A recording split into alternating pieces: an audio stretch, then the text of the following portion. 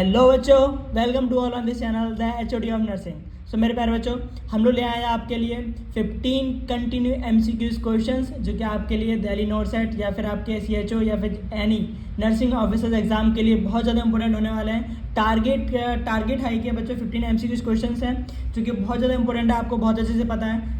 इन MCQs के बारे में बच्चों आंसर्स तो बताएंगे प्लस इनको समझाएंगे भी, ठीक है। सो बने रहो हमारे साथ, लेते हैं। सबसे पहला क्वेश्चन है बच्चों, क्या कह रहा है आपसे? पहला क्वेश्चन क्या कह रहा है, देखो फर्स्ट क्वेश्चन आपसे बोल रहा है the most common physiological problem in adolescence, है ना। तो फिजियोलॉजिकल प्रॉब्लम मेरे प्यारे बच्चों, तो आपने देखा होगा कि जो एडोलसेंस होते हैं उनमें ज़्यादातर अगर आप देखोगे तो फिजियोलॉजिकल प्रॉब्लम बच्चों क्या क्रिएट होती है। आपके पास ऑप्शन दे रखे हैं एंजाइटी डिसऑर्डर, डिप्रेशन, फ्रस्ट्रेशन या एक्सेसिव इरिटेबिलिटी। तो कहीं तक अगर आप देखोगे तो आप जैसे मान के चलो यंग हो रहे हो, ठीक है, आप जवान हो रहे हो, तो आपने 12th कर ली है या फिर मान के चलो आपने as it is BSc nursing या फिर GNM आप कर चुके हो। तो अब आपको लग रहा होगा कि आपको ना एक मन में एक चिंता बैठ जाएगी आपके कि यार जॉब लग जाए मेरी, है ना, या फिर मेरी जल्दी से जॉब लग जाए, सेटल हो जाऊँ, है ना। फैमिली से भी प्रेशर रहता है कि हाँ बेटा आप तो बहुत पढ़ लिया, आप कहीं जॉब लगाओ। तो बच्चों मोस्टली एडोलसेंस में प्रॉब्लम क्या रहती है? एंजाइटी मीन्स क्या होता है बच्चों? चिंता, है ना। तो चिंता होता है एंजाइटी का मतलब, तो एंजाइटी डिसऑर्डर यानी कि आपको चिंता लग जाती है। तो ये आपका मोस्ट कॉमन साइकोलॉजिकल फैक्टर है, ठीक है ना। तो option is the correct answer. Second बात है एक्सपेंडेड CPSC सर्विस डिलीवरी इन इंक्लूडेड। अब एक्सपेंडेड यानी कि आपका कितना फैला हुआ है CPSC सर्विस डिलीवरी इंक्लूडेड, ठीक है, यानी कि जो आपकी CPSC सर्विस है बच्चों कितनी ज़्यादा फैली हुई है। अब CPSC है क्या बच्चों आपकी? तो मैं आपको बता दूं CPSC का मतलब है कॉम्प्रीहेंसिव प्राइमरी हेल्थ केयर, ठीक है। कॉम्प्रीहेंसिव प्राइमरी हेल्थ केयर जो है आपका, वो आपका कितना ब्रॉड एरिया में फैला हुआ है, ठीक है। प्लस बच्चों मैं आपको बता दूं इसके बारे में, ये आपका आयुष्मान कार्ड के थ्रू एक तरह से एप्लीकेबल चलता है आपका, ठीक है, आयुष्मान कार्ड के through comprehensive primary health care. तो ये आपका देखो इसके अंडर में क्या क्या था बच्चों? Population enumeration and empanelment of the family at HWC यानी कि हेल्थ वेलनेस केयर, ठीक है, ये भी आता है आपका इसी के अंदर में। Organisation of service and service delivery framework, ये भी आता है। Continuously of a care and patient centric centre, ये भी आता है। तो इसका ऑप्शन बच्चों ऑल ऑफ द अबव, यानी कि आपका जो ऑप्शन डी है, D is a correct answer इसका होगा, ठीक है। नेक्स्ट क्वेश्चन कह रहा है आपसे sterilisation service can not be provided to the following except, ठीक है, यानी कि जो स्टरलाइजेशन सर्विस है बच्चों, स्टरलाइजेशन सर्विस आप लोगों को पता ही है, ठीक है।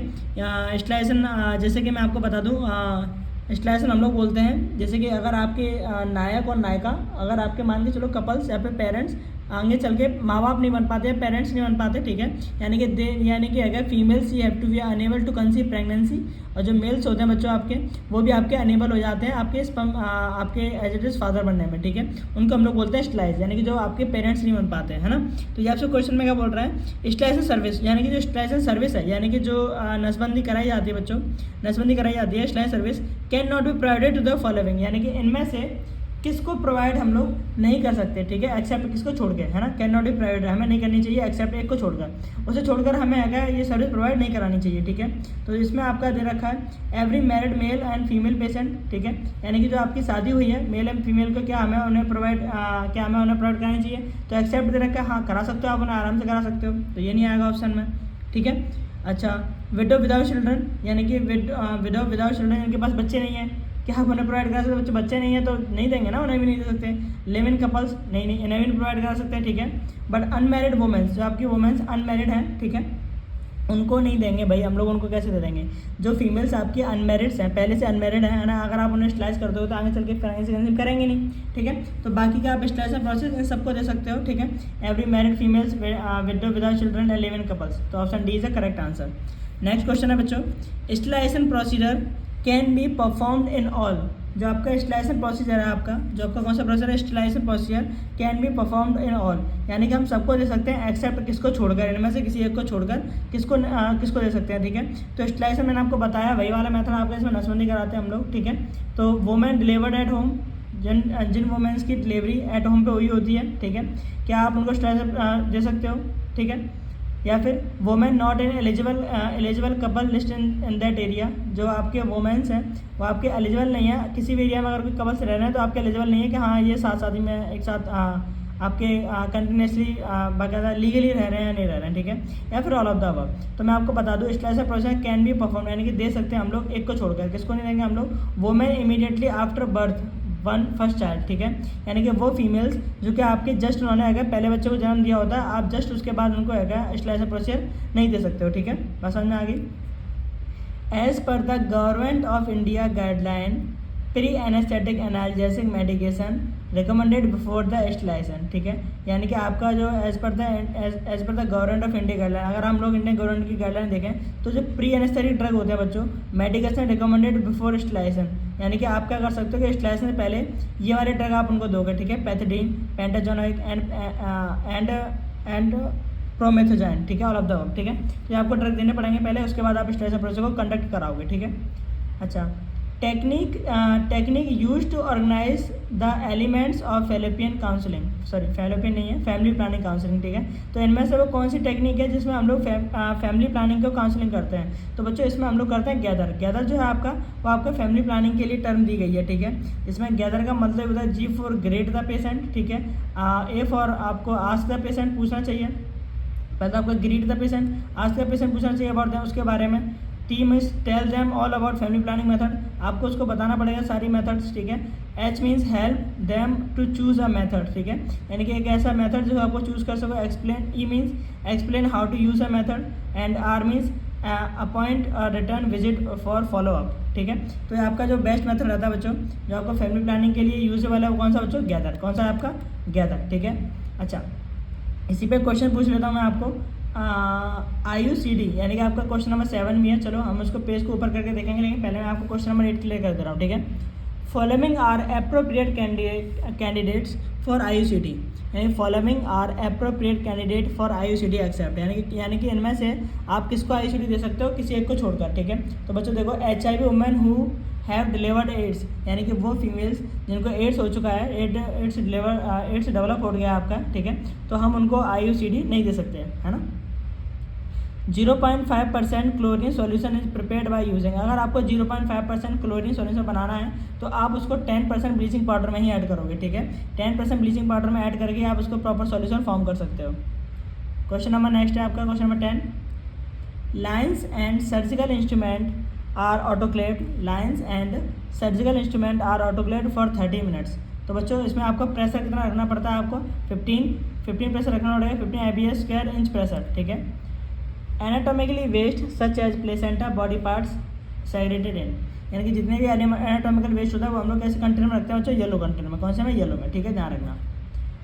अच्छा, family planning commodities for distribution through the ASHA at community level includes all, यानी कि आप क्या देखोगे कि इनमें से जो आपकी फैमिली प्लानिंग है आपकी डिस्ट्रीब्यूट करती हैं आपकी आशा कम्युनिटी लेवल पर किसी एक को छोड़कर। तो मैं आपको बता दूं, आपको फैमिली प्लानिंग के लिए वो किसको छोड़कर बाकी के सबको डिस्ट्रीब्यूट करती है, निरोध प्रोवाइड कराती हैं, ठीक है, मेल्स एंड फीमेल को, जैसे कि प्रेगनेंसी, जैसे कि अनवांटेड प्रेगनेंसी को रोका जा सके, ठीक है। माला एंड ईजी पिल्स है ना, ये सब दी जाती हैं आपकी।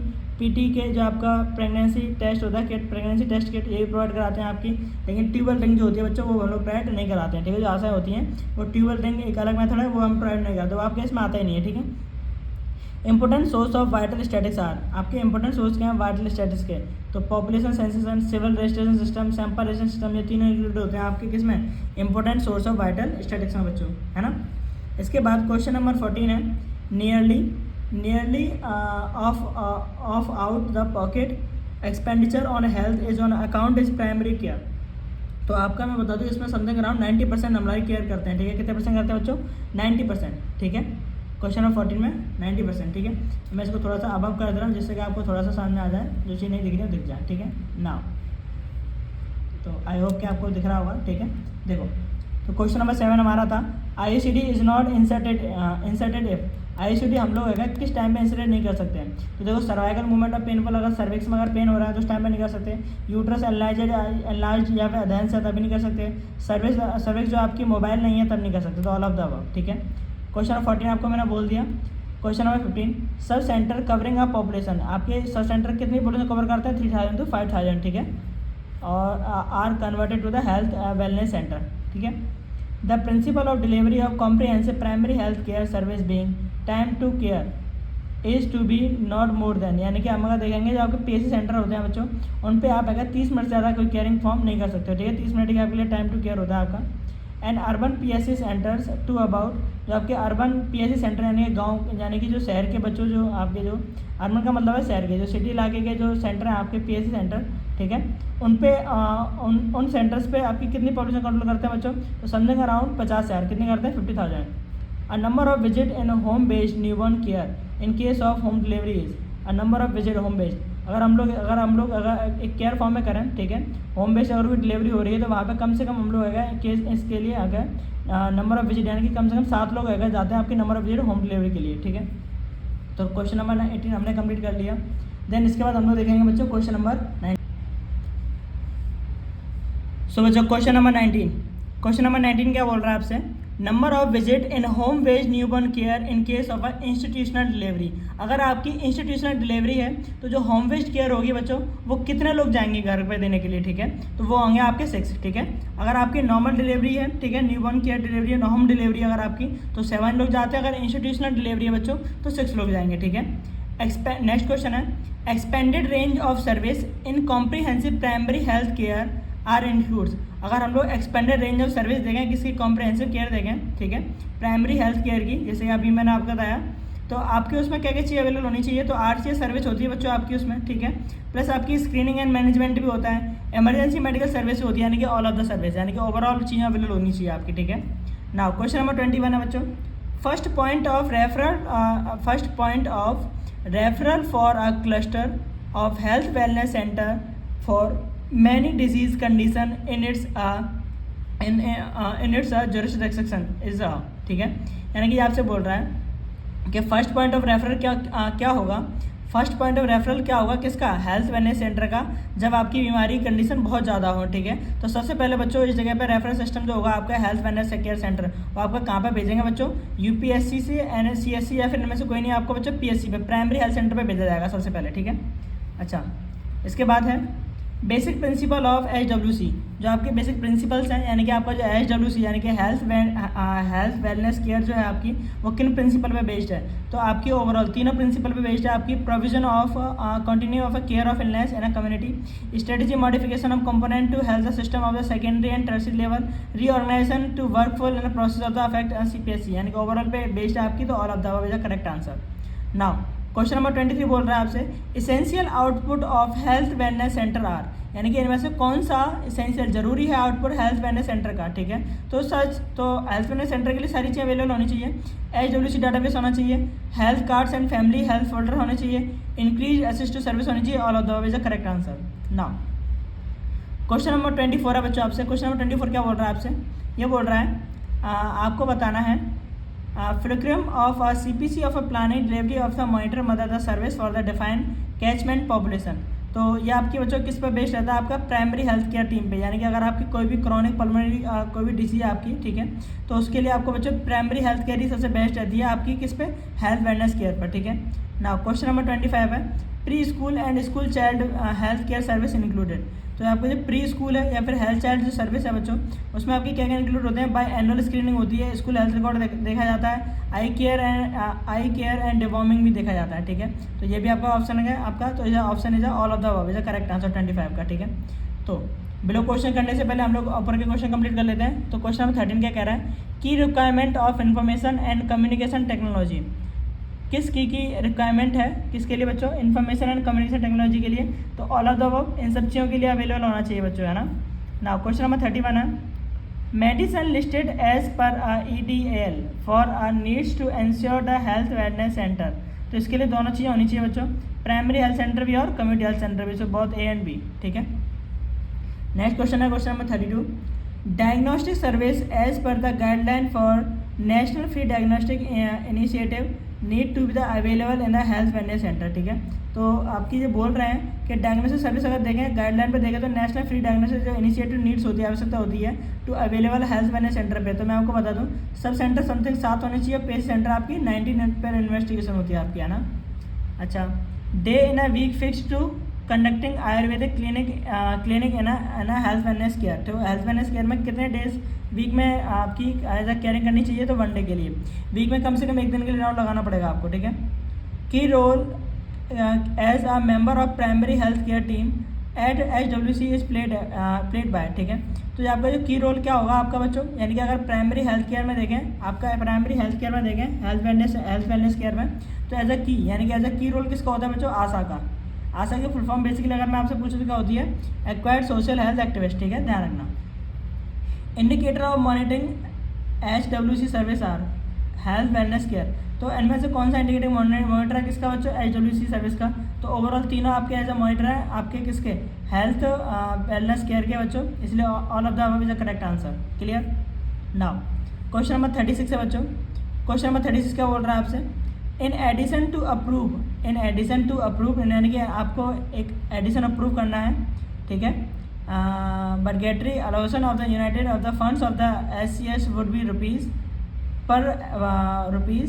पर health wellness centre to meet the addition of the non anticipated required for the delivery of the CPSE services. तो इसके लिए कम से कम ये लोग कितना पे करते हैं बच्चों, ये लोग पे करते हैं कम से कम 50,000, यानी कि 50,000 के अराउंड में, ठीक है। क्वेश्चन नंबर 37 है, मैं क्वेश्चन को आगे बढ़ा देता हूँ, है ना, ठीक। क्वेश्चन नंबर 37 है मेरे बच्चों। क्वेश्चन 37 क्या बोल रहा है आपसे, 0% of salary service provided by the HWC may be linked with the perform based on the measurable performance indicator। तो बच्चों कितना चाहिए, समथिंग अराउंड 40%, ठीक है। Clinical sign of the acute respiratory infection in a newborn, इनमें से वो कौन सा क्लिनिकल साइन है, एक को छोड़कर, ठीक है। तो हाई रेस्पिरेटरी आपका क्लिनिकल साइन है, चेस्ट एंडरिंग क्लिनिकल साइन है, स्ट्रेट इनकेशन साइन है, लेकिन आपका स्लो ब्रीदिंग है, क्लिनिकल आपका क्लिनिकल साइन नहीं है, ठीक है।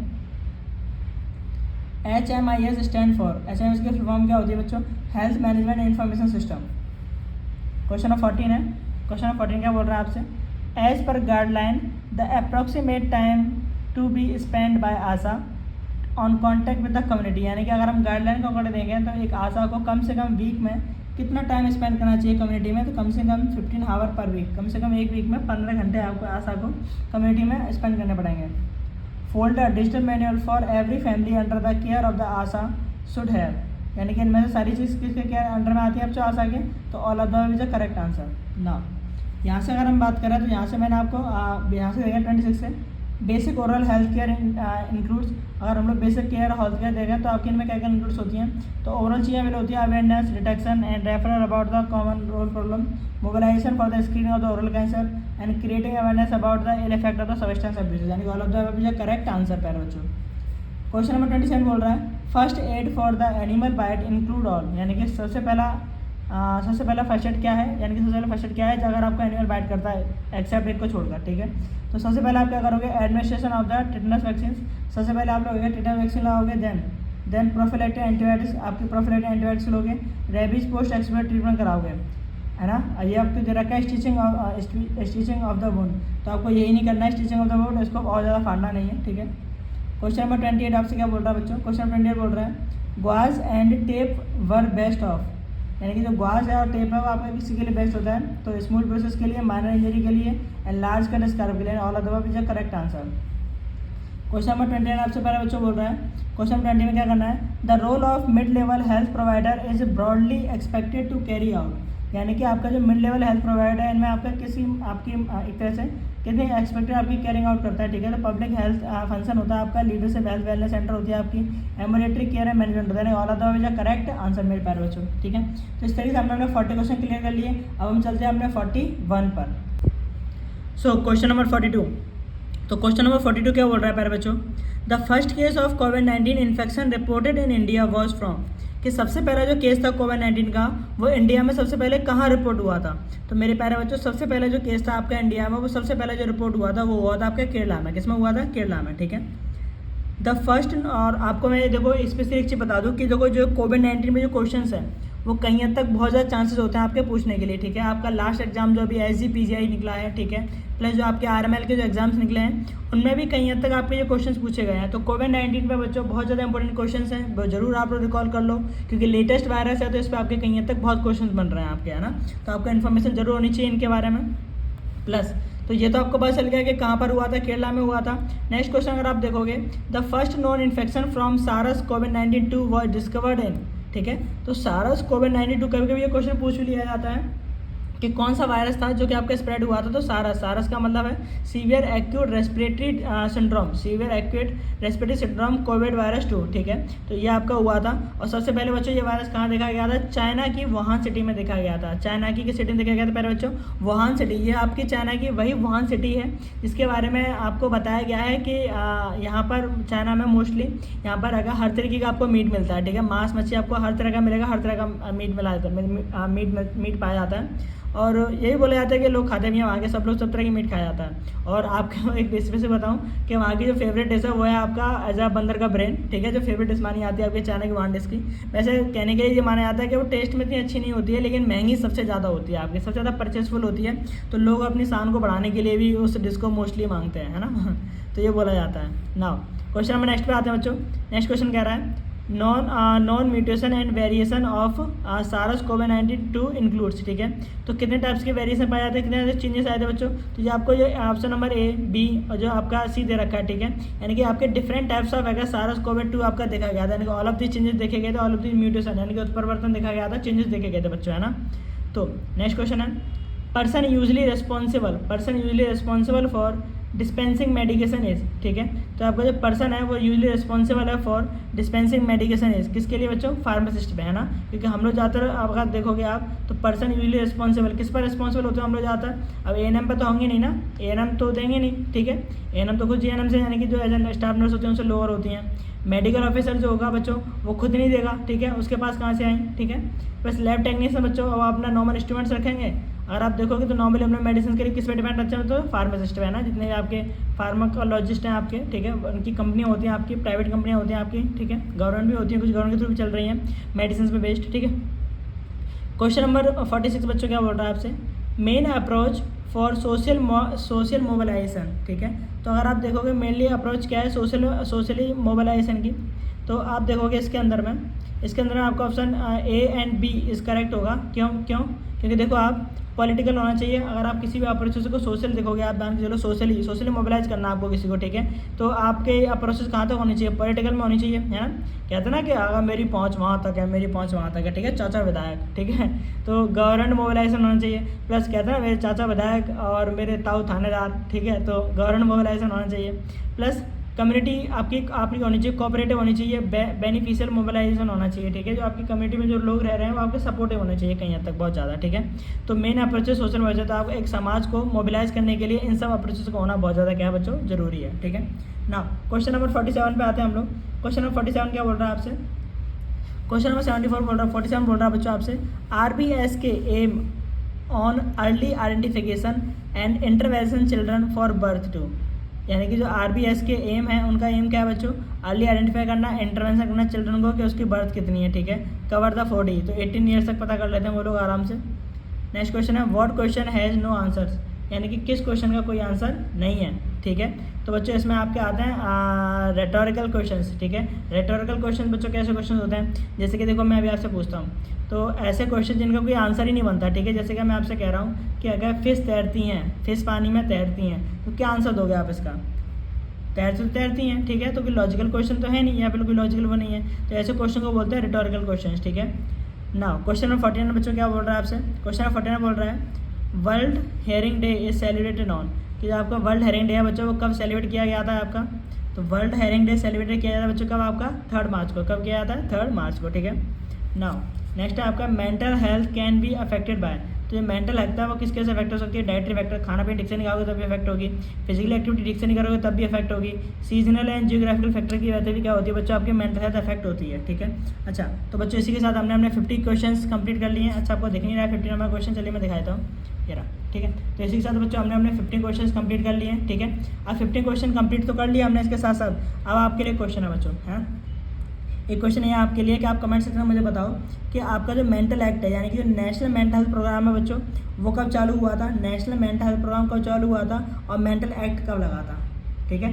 आप मुझे रिप्लाई जरूर दें। आप मुझे इसका रिप्लाई दोगे तो मैं आंसर जरूर बताऊंगा फिर इसको आपको, ठीक है, कि आपका नेशनल मेंटल हेल्थ प्रोग्राम कब चला था, ठीक है, और प्लस आपका जो मेंटल एक्ट है वो कब लगा था, ठीक है प्यारे बच्चों। इसी के साथ इस वीडियो को खत्म करते हैं, मिलते हैं अपने नेक्स्ट पार्ट में जिसमें हम लोग फिर से लेके आएंगे 15 MCQ क्वेश्चन। आई होप कि आप सबको वीडियो सही लगी हो, ठीक है। अपना कमेंट सेक्शन में रिप्लाई देना ना भूलें, प्लस जहाँ तक वीडियो आ रही है बच्चों बताएं जरूर कि हाँ वीडियो मेरी कहाँ तक पहुँच रही है, ठीक है। And thank you very much and to all the best for your any competitive exams. Thank you so much.